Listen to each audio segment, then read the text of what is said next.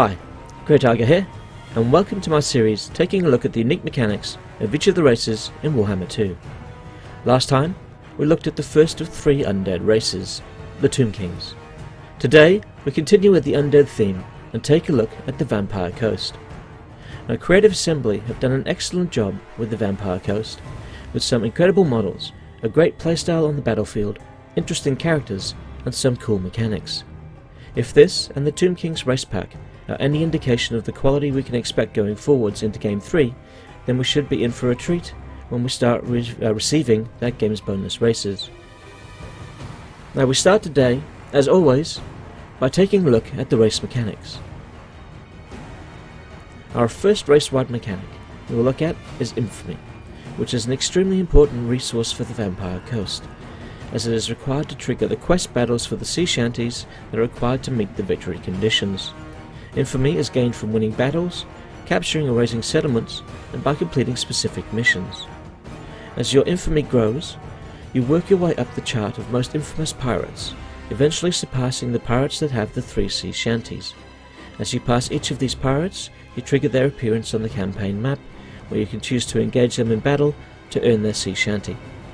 Once you have all 3 shanties, you can trigger the final quest battle to defeat the sea monster Amanar. Infamy can be spent on the recruitment of the legendary lords in the technology tree, and by using the Share the Loot regional commandment. Our second race-wide mechanic is Pirate Coves, which are outposts much like the Skaven Undercities. When you successfully conquer an enemy port, you can choose to establish a cove instead of the usual options. Coves can also be established by Vampire Fleet Captain heroes.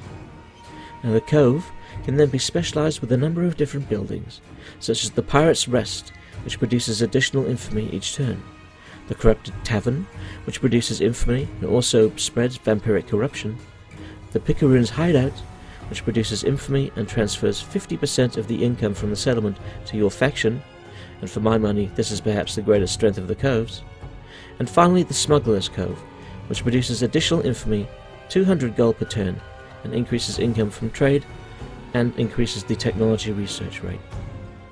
These are a wonderful addition that present the player with additional strategic options, and I think some of the races, such as the Vampire Counts, could benefit from a similar system being implemented. The third mechanic is the treasure map system, where the player is provided with simple clues to the location of treasure on the campaign map, and these can be acquired using the Dig army stance. Alongside treasure maps are the Pieces of 8, which is the more interesting of the two. Pieces of 8 system is how regiments of renown for the Vampire Coast are unlocked. The map displays a number of coins, each representing a fleet that can be tracked and eventually fought to unlock the associated regiment of renown. These fleets can be quite a tough nut to crack, especially in the early stages of the game. Our fourth mechanic is the Rites, which is a system shared by all the new races in Warhammer 2. Each of the lords have access to the same core rituals, with one unique to them and their gameplay style. It's a good system that I've previously mentioned would be nice to have across all races in the game. Hopefully we might see this in Game 3 as they continue to balance all of the races. Another mechanic is the Fleet Officers, where the player can assign lords and heroes to specific roles, such as Fleet Secretary, Fleet Enforcement Officer, Fleet Engineer, and so on. These positions, when filled, provide bonuses to the player and increase the loyalty of the lord or hero placed in that slot. There are 9 slots that can be filled by your characters. This mechanic is basically a copy of the officers system used by the Wood Elves and Empire, though it works here for the Vampire Coast quite well, as it most certainly fits their theme. The final mechanic we mention is the Vampiric Corruption, which physically changes the appearance of the campaign map and causes attrition to enemy armies that pass through your corrupted territory. Corruption can be spread through buildings, by armies, and through some dilemmas. Now, let's take a look at the individual legendary lords and the current mechanics. Luthor Harkon is the first lord we will take a look at. He has the Captain of the Coast effects that provide melee defense plus 6 for lords and heroes, minus 60 diplomatic points to relations with Lizardmen, minus 100 diplomatic points to relations with the Vampire Coast Mutineers faction, and plus 60 diplomatic points with the followers of Nagash. Luthor has no unique mechanic, so what might we give him based on his lore? Well, he has been searching for Slann artifacts to restore his lost connection to the winds of magic, after it was severed when attempting to loot a Lizardman temple. We will base a mechanic around this search, called the Curse of the Slann, which sees Luthor collecting pieces of Lizardman artifacts which give campaign bonuses and slowly restore some of Luthor's magical prowess. There are 4 artifacts to be reconstructed, each providing Luthor with an additional spell in combat once completed. Each artifact has 4 pieces to collect, each piece providing a campaign bonus. Artifacts can be found on rogue armies, in some settlements, and by digging for treasure, though the odds of finding them when digging are quite low.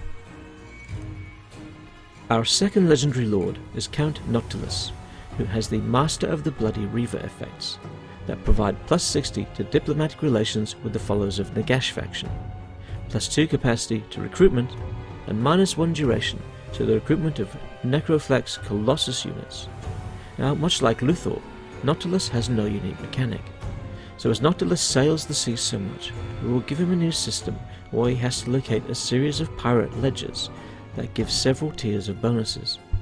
Each ledger is located with a rogue fleet somewhere in the world's oceans, with sightings occurring every 10 turns to help the player locate them. Once discovered, the player needs to engage the enemy on the battlefield and take the ledger by defeating the enemy army. Once the player has the ledger, then Noctilus can unlock the different tiers of bonuses by hunting down the pirate crews or raiding the enemy ports that owe money in the ledger. As each outstanding mark is settled, a new bonus is unlocked and the next ledger action is highlighted on the campaign map. Each of the ledgers have bonuses based on a different legendary pirate who has a different army focus, as represented in the first battle for the ledger, such as Bluebeard focusing on strong artillery, or Captain Muflu concentrating more on poison and magical attacks from more monstrous units. When all the tiers in a ledger are completed, the player is rewarded with a magical item based on the abilities of the legendary pirate who owned the ledger.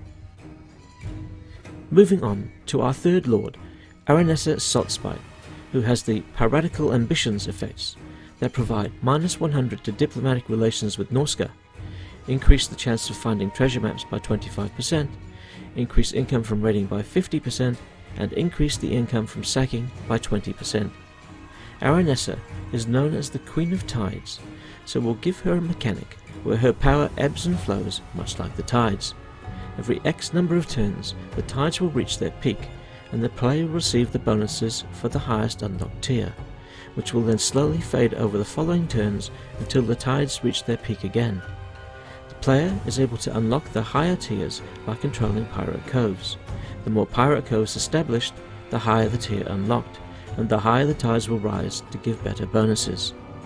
The first tier of the tides is unlocked at the start of the game, with additional tiers for the tides being unlocked when the player has established 3, 6, and 12 pirate coves. Our final legendary lord is Cylostra Direfin, who has the Mistress of the Deep effects that provide loyalty minus 2 for new recruits, upkeep minus 20% for Cyrene and Mongol units, and recruitment cost minus 20% for those same Cyrene and Mongol units. We will give Cylostra a new mechanic called Notes of the Drowned, which will have her performing concerts across the land in captured settlements. Every X number of turns, the settlement will be highlighted with a timer indicating how many turns the player has to capture and perform the concert. If performed within the allotted time, then Cylostra gains a new note, with each note providing additional bonuses, with several notes also unlocking new battle abilities. The first music ability is unlocked when the third note is gained, and provides the Solemn Shanty ability that reduces the morale of all enemy units on the battlefield for a short period. The second ability is unlocked when the fourth note is gained, and provides the Dance of the Macabre ability that allows the player to raise undead infantry units up to 3 times per battle. The third ability is unlocked when the 6th musical note is reached, and provides the Pirate's Chest ability which has a ghostly chest surge from the ground and release malevolent spirits that target the closest enemy units, dealing heavy damage. The fourth ability is unlocked when the 7th note is reached, and provides the Cursed Concert ability that sees an eerie tune drift across the battlefield, reducing the melee defense of enemy units and increasing the melee attack of all the player's units. The 5th and final musical ability is unlocked when the 8th note is reached, and provides the Screeching Banner ability that has all of the player's artillery units use a new form of magical ammunition that releases magical spirits when the cannonballs impact with the enemy. The spirits linger for a short time and reduce the speed and missile resistance of the affected units, as well as leeching damage over time. Well, there we have an overview of the mechanics of the Vampire Coast, with some proposed mechanics for the individual legendary lords.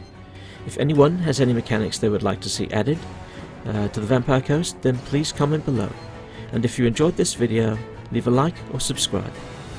Next time, we'll take a look at the 3rd and final undead race, the Vampire Counts, a Game 1 race that is most certainly in need of an update. Until then, I would like to thank you for joining me, and I'll hopefully see you next time.